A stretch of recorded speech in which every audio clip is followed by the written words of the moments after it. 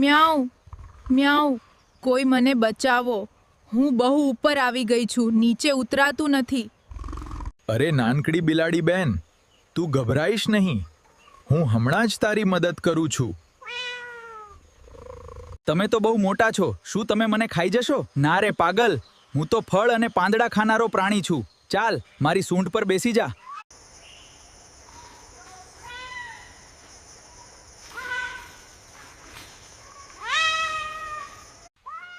જુઓ તો ખરા, આ પહાડ જેવા હાથીને આ ઉંદર જેવી બિલાડી સાથે શું લેવા દેવા?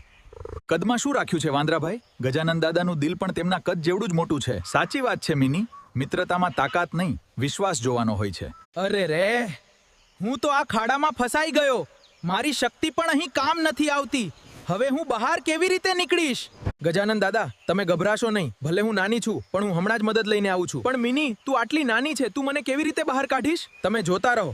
મિની, આજે તે સાબિત કરી દીધું કે બુદ્ધિ એ શક્તિ કરતાં પણ મોટી છે. જો તું સમયસર મદદ ના લાવી હોત તો મારું શું થાત? મિત્ર જ મિત્રોને હાથી પાસે શક્તિ હતી અને બિલાડી પાસે ઝડપ અને બુદ્ધિ. બંનેએ એકબીજાની ખામીઓને પોતાની મિત્રતાથી પૂરી કરી.